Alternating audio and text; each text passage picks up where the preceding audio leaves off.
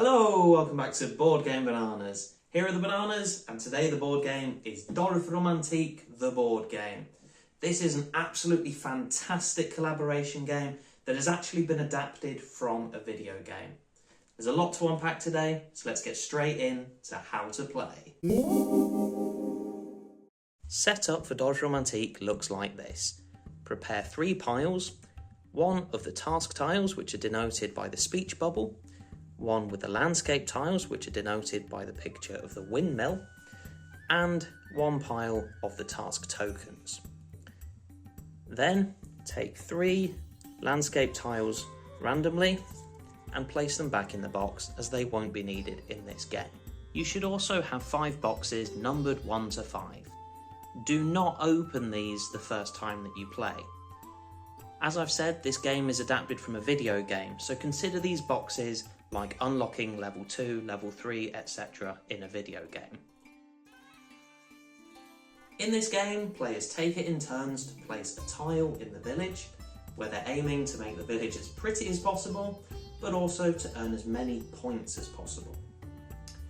When you have run out of landscape tiles, then the game is over, and you calculate how many points you have, and of course, the higher number of points you have, the better you have collectively done during this game.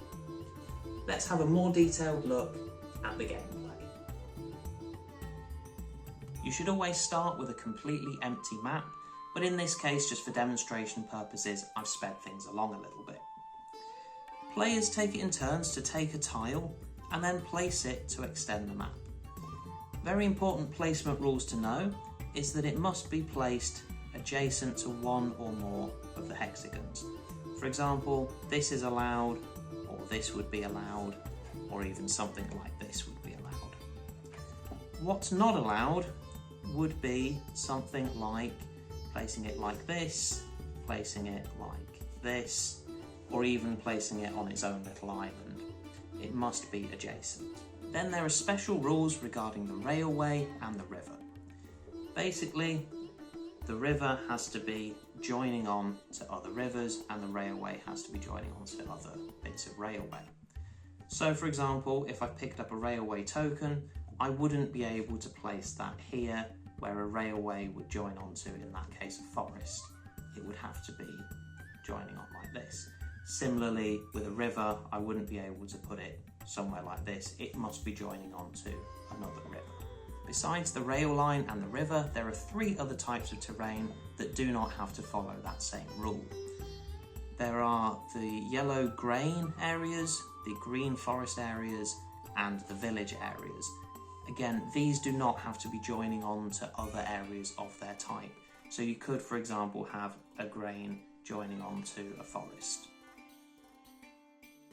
One way of scoring points in this game is by completing tasks. If we take this task, for example, that is a village task of 4. So the objective is to have 4 adjacent tiles that have the villages on them, and they should all be connected in one big area. So if we take another tile, and if we place this one like this, we then have 1, 2, 3, 4 tiles with villages on them, and they're all connected. This means we have completed this task and should take this token, put it somewhere safe, and then we'll add those points up at the end of the game. When it's your turn, if there are fewer than 3 active tasks, then you must take a task tile in order to get 3. In this case, this is a forestry task, so we take one of the green forest tokens, in this case it has a number 6, and then we place it on the board as normal. That is then considered an active task. However, not every task is going to end in a success. For example, if I were to place this tile here, it is now impossible to complete this task because there's nowhere else that I can get 6 adjoining village areas, and all of the village parts of those tiles have been closed off.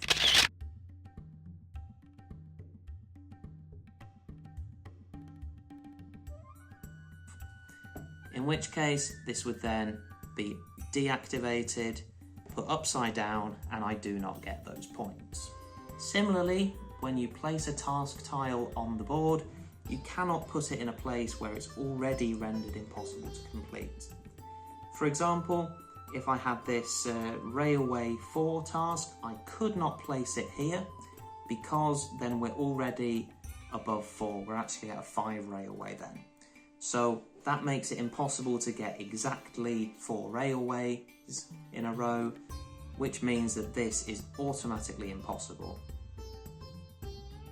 When all of the landscape tiles have been placed, it's time to add up how many points you have. There are 3 main ways in this game that you earn points. One is through completing tasks, and the number that are on the tiles is the number of points that you get.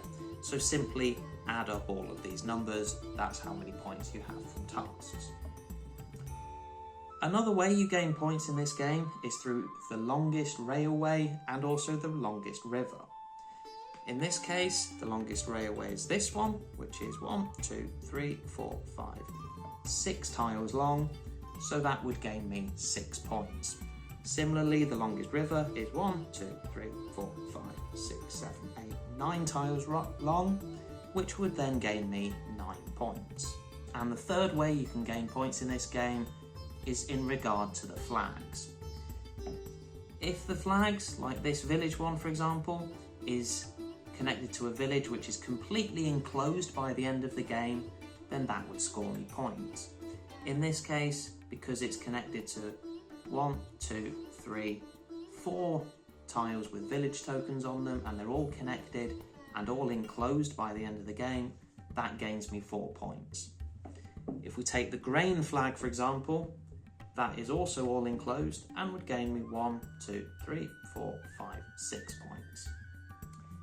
However, the green forest flag, this has an open side that is not enclosed, and the forest is therefore not enclosed by the end of the game.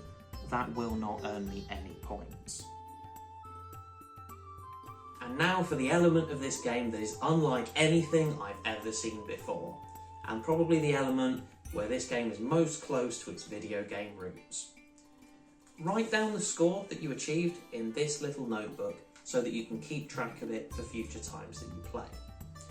Do note that the middle of this has a very big unlocked section. These obviously only give you points when you have unlocked those items. Next, it's time to transfer those points over to the campaign map. If you had, for example, achieved 126 points, you would round that down to the nearest 10, which is 120, and that allows you to tick off 3 of the white dots on your path to victory. This would also allow you to open box 1. And there we have it. Dorf Romantik is a collaboration game that is very easy to get started in because you're basically just placing tiles in the beginning, and it is very, very enjoyable. As you get further along in the game, it gets much more difficult knowing which tile to place where, and one of the things that's really, really unique about this game is that then the next time you play, you may have opened some boxes, and then you have different tasks ahead and different things that you can enjoy. I won't spoil anything. I would love to know what you guys think about Dorf Romantik. I've got to say, it's very quickly becoming a favourite of mine, but I do have a review video coming next week, so be sure to subscribe so you don't miss that one. But yeah, in the meantime, take care, enjoy, and good luck. See you in the next one.